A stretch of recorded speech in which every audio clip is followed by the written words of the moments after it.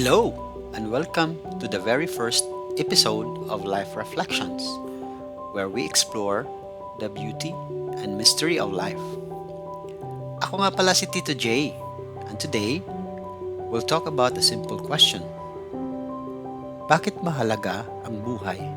Or why life matters? Alam mo bang bawat araw, we get a new chance. A chance to learn, grow, and connect. Minsan, sa dami ng nangyayari, we forget its value. But every moment is a gift.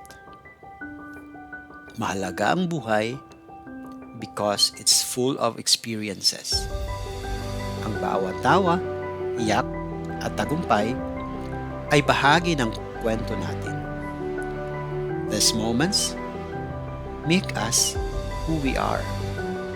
Our memories, whether happy or sad, teach us lessons.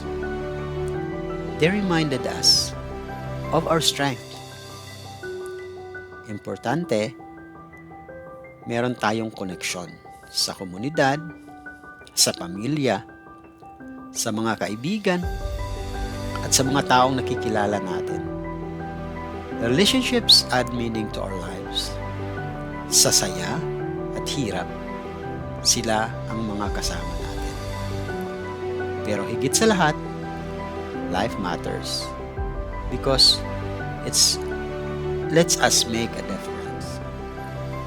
Kahit sa simpleng bagay tulad ng ngiti sa isang strangers o pagtulong, we can impact others more than we know. Kaya, as we start this journey together, let's value every moment, live fully, love deeply, and always remember why life matters. Maraming salamat sa pakikinig. Until next time, this is Tito J, reminding you to embrace life and its wonders. Paalam!